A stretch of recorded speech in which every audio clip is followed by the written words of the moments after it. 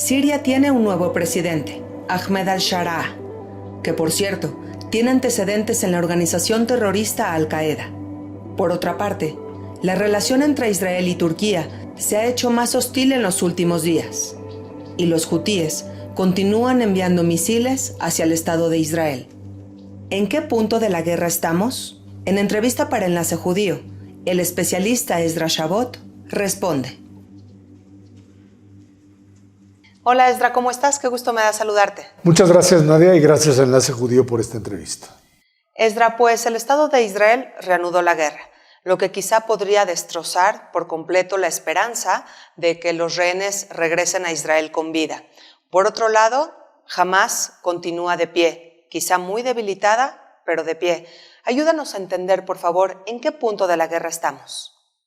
Mira, uno de los problemas fundamentales que tiene o que está teniendo este conflicto es básicamente que se empiezan a cruzar una enorme cantidad de intereses particulares. Lo largo de la guerra, más de un año, año y medio, el desgaste de los soldados israelíes por la cantidad de fallecidos y de heridos y por la cantidad además de personas que se han visto afectadas dentro de Israel, hacen que el tema político no pueda ser sustituido. Normalmente cuando se dan estas crisis, o lo resuelves rápidamente y aminoras lo que fue un acto de negligencia, sin duda alguna, haber permitido que Hamas hiciera lo que hiciese, y pagas el costo político. Netanyahu aquí supuso que el error cometido podría resanarlo, podría repartir las culpas. Golda lo intentó en la guerra de Yom Kippur y en ese momento no le funcionó. Y aquí se atrinchera en su coalición de ultraderecha radical y en ese momento no tienes la posibilidad de salidas porque, por un lado, no puedes derrotar a Hamas, no tienes la capacidad. Ya lo hiciste, lo has estado enfrentando durante año y medio y no has podido. Por eso es que hoy las voces de protesta dentro de la sociedad israelí aumentan significativamente porque no hay ni la liberación de rehenes. Estamos hablando básicamente de 24 rehenes, que son los que están vivos. Por supuesto que hay que traer al resto, pero digamos que va en otra lógica diferente, en la lógica de rescatar el cadáver para que pueda ser enterrado en Israel y su familia lo pueda llorar, pueda terminar el ciclo del luto. Pero para los que tienen a los familiares vivos, las escenas de ellos llorando porque Hamas utiliza eso como mecanismo de presión, vuelven esto una verdadera crisis. Crisis es no encontrar una salida. Eso es una crisis. Cuando por donde le muevas no encuentras solución. Y eso es lo que está sucediendo ahora. A esto hay que añadirle, digamos, una situación que debió beneficiar a Israel, que Hezbollah haya sido finalmente ahí sí derrotado y está en proceso de descomposición, que el régimen de Bashar al-Assad en Siria haya caído y se tienen muchas dudas, por supuesto, de qué podría pasar ahí, pero de repente resulta que las milicias iraquíes ya no disparan. Los únicos que tienen todavía capacidad son los hutíes que están siendo atacados incluso por Estados Unidos, y un Donald Trump que juega para él, entendámoslo claro. Hoy somos los aliados porque le funciona a él. En el momento en que esto deje de ser parte de algo que lo beneficia, decía un analista hace unas cuantas horas, lo escuchaba, decía, nos va a aventar sobre las llantas del carro. O sea, en el momento en que Israel a Trump le resulte algo difícil de manejar para beneficio propio, y los saudíes con quien hace enormes negocios estén dispuestos a un acuerdo, pero obligando a Israel a terminar la guerra, en ese momento, más allá del interés israelí, Trump estará jugando a lo que sabe jugar él, que es a sí mismo. Hay que recordar hace unos días también, y creo que esto también es muy importante. Israel tenía la intención de realizar un ataque a Irán. Estaba siendo coordinado con los propios norteamericanos, porque solo no lo puede hacer. Y de repente New York Times filtra que Estados Unidos le dice, o que Trump le dice a Israel que no. Que una cosa es lo que él vocifera y grita y otra cosa es la negociación. Y que él está todavía dispuesto a entrar en una negociación. Tan es así que en unos días se va a llevar a cabo esta negociación de Estados Unidos e Irán. Primero la hicieron en Omán y ahora se van a Roma. La posición israelí es muy, muy peligrosa para la sociedad israelí. Por el alargamiento de la guerra, pero también, por supuesto, por la incapacidad de definirla a corto plazo. Esdra, mencionaste a Siria y con la caída que tuvimos de Bashar al-Assad, me parece muy importante que analicemos el cambio que representa para el Estado de Israel, pues todo el escenario nuevo que vive Siria. Tenemos a un hombre, que su nombre es Ahmed al-Shara, más conocido como Jolani, que recordemos que tiene antecedentes en Al-Qaeda. ¿Qué representa para el Estado de Israel el que este hombre esté en el poder en Siria? Es que esa es otra de las partes que es complicada. Jolani o al-Shara, como ahora que ya se habla, lo ves de traje, corbata, etc., había sido un militante de Al-Qaeda.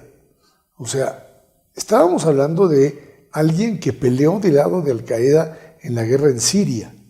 Y de repente, pues dice que ya no, que es alguien que está dispuesto a dialogar con Occidente, que con Israel no hay bronca. Israel, recordemos que pues ahora tomó otra parte del territorio sirio, por dice razones de seguridad. Están ya en las partes, ya no altas del Golán, sino en la parte baja, cerquita de Damasco. Y Israel dice, yo no me voy de aquí hasta que no haya una garantía de que no va a ser Israel atacado por Siria. En ese sentido, Europa empieza a ver con buenos ojos a Jolani y empieza a ver la posibilidad de una negociación con él. E insisto, en el momento en que el presidente sirio consiga convencer a Trump incluso de que es otro que ya no le interesa eso, la presión sobre Israel para que se retire no solo del territorio que hoy ocupa dentro de la Siria, sino con el viejo tema del Golán, que Israel ya anexó, ya es parte de Israel, y en donde hay una gran mayoría en Israel que está convencida de que eso no se puede regresar, porque pondría a Israel otra vez en una situación de peligro, de no tener control sobre lo que sucede en las alturas del Golán para el otro lado. Por lo pronto, es una verdadera incógnita cómo este hombre puede reaccionar y está tratando de lanzar la mayor cantidad de mensajes para demostrar que se trata de una figura responsable y no dispuesta a doblarse frente a quien también considera su enemigo, como lo es Irán. El problema es que el régimen de Jolani o de Ansar es el régimen que ha sido apoyado por Turquía. Y Turquía es quien quiere asumir una posición de fuerza en ese lugar, cuando sabemos lo que Turquía representa hoy para Israel. ¿Sí? Una Turquía que se ha mostrado reacia a incluso entender algo de la parte israelí y que utiliza, sin duda, al conflicto como parte de su mecanismo para mantenerse en el poder. Por supuesto, y ya que mencionaste a Turquía, no podemos pues pasarlo por alto. La hostilidad entre el Estado de Israel y Turquía se ha incrementado bastante los últimos días, por lo que tenemos que preguntarnos, ¿podría representar una nueva amenaza para el Estado de Israel Turquía? Yo creo que sí. Recep Tayyip Erdogan es alguien que fundamentalmente ve a Siria como parte de un espacio de control político frente a los kurdos. Recordemos que parte del conflicto entre Turquía e Irak en su momento, o entre Turquía y Siria, era la posición de los kurdos. Los kurdos son una minoría que en Turquía tienen un peso importante, que hay un partido radical, el PKK, Partido de los Trabajadores Kurdos, que es asumido como un grupo terrorista por Turquía Y en ese sentido, bueno, pues con tomar el control de Siria, utilizando a Golani como su peón, es algo que preocupa enormemente a Israel. Turquía es parte de la OTAN. Lo que pasa es que hoy la OTAN pues, está muy debilitada porque Trump simple y sencillamente no le interesa. Quizá le tendría que interesar por lo que puede representar Turquía en el espacio frente a Rusia, una Rusia debilitada, y frente a un Israel pues que definitivamente no puede confiar en el gobierno turco, que se ha mostrado abiertamente hostil hacia el Estado de Israel, independientemente del gobernante que ocupe el gobierno que esté al frente del gobierno israelí. Ahora, Esdra, para quien sigue las noticias del Estado de Israel de cerca, se puede dar cuenta que las alarmas en el Estado de Israel suenan de manera constante debido a los misiles de largo alcance que lanzan los hutíes en Yemen. ¿Qué sucede, Esdra? Que a 1 año y medio de guerra, pues el Estado de Israel no ha logrado controlar a este grupo rebelde en Yemen. Es que hay que recordar que este grupo funciona con el financiamiento iraní. Lo han bombardeado los israelíes, los han bombardeado los norteamericanos, pero lo que construyeron los hutíes en esta parte de Yemen que ellos ocupan es básicamente una base militar, una enorme base militar que tiene capacidad de funcionar bajo tierra, que tiene capacidad, digamos, de defenderse de manera que si no hay una intervención militar terrestre para, obviamente, desbaratarlos, no habrá posibilidad con puro bombardeo aéreo de anularlos. Es algo similar a lo que pasó con Hamas. Tienen el apoyo iraní. Irán está ahora muy golpeado porque perdió a Hezbollah, que era, digamos, su grupo de resistencia importante, perdió a las milicias fundamentalistas en Irak y ahora simple y sencillamente pues vive un mundo en donde digamos la posibilidad de encontrar aliados es casi nula. Su aliado puede ser Rusia, pero Rusia también enfrenta una guerra en Ucrania que le reduce su capacidad de intervención en otros lados. Así es que yo creo que es muy importante entender que los hutíes seguirán funcionando como elemento de ataque siempre y cuando el tema de Irán no se resuelva. Y se resuelva quiere decir que finalmente Irán acepte esta intermediación norteamericana, esta negociación con los norteamericanos para impedir que llegue a tener lo que está a punto de conseguir, que es capacidad nuclear. O sea, bombas nucleares que está a punto de llegar ya a tenerlas y que esto cambiaría totalmente la relación de fuerzas en la región. Esdra, sé de manera personal que las preguntas hipotéticas no te gustan, pero pues sí quisiera hablar de un hubiera. El Estado de Israel ya lleva una guerra larga, lo que ha representado pues muchísimas desventajas, eso lo platicaremos en otra entrevista, pero sabemos por demás que Irán pues es la raíz de todo. Irán es la raíz de Hezbollah, de Hamas, de los hutíes en Yemen. Así que la pregunta del hubiera es, ¿qué hubiera pasado si en una primera etapa de la guerra el Estado de Israel, contando claro con el apoyo de Estados Unidos, hubiera atacado a Irán? ¿Se hubiera terminado de raíz todos estos males que afectan al Medio Oriente? Creo que no hay que estar pensando en el hubiera, por una sencilla razón.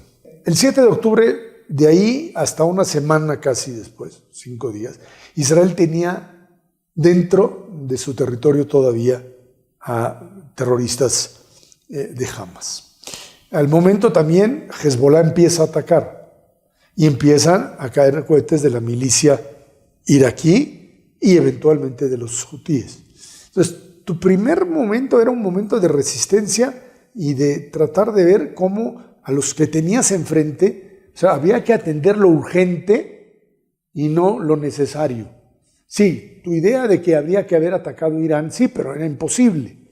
Cuando Israel decide atacar Irán es porque ya se tiene cierta estabilidad con respecto al control en Gaza y se tiene una intervención militar terrestre en Líbano, y entonces allí el ataque puede ser realizado, porque Irán sigue no solo apoyando, sino lanzando incluso luego ataques directos sobre territorio israelí. Es un proceso en donde las cosas no se pueden saltar, no se pueden, porque materialmente era imposible. Hoy que tienes anulado a Hezbollah y a Líbano, hoy que tienes anuladas las milicias, que los hutíes, la mayoría de los cohetes o misiles que lanzan no entran a territorio israelí, sino son explotados en el aire, y solamente algunas, digamos, partes del misil terminan cayendo, por lo que hay que tener, por supuesto, mucho cuidado. Pero hoy sí, Irán es sin duda un elemento al que hay que ponerle fin, pero ya. O existe una negociación en donde pueden entrar la Agencia Internacional de Energía o lo que sea a desmantelar lo que han construido para no tener energía nuclear, sino para construir una bomba, o simple y sencillamente el problema lo vamos a tener, si no hoy, dentro de 1 o 2 años. Esdra, pues te agradezco muchísimo tu tiempo para esta entrevista, y ya tenemos el tema para la siguiente. Tenemos que hablar de todas las desventajas que ha implicado tener una guerra tan larga para el Estado de Israel. Te agradezco siempre que nos ayudes a entender todo de una mejor manera. Hasta la próxima, Esdra. Gracias a Enlace Judío y gracias a ti, Nadia, por esta plática. Gracias.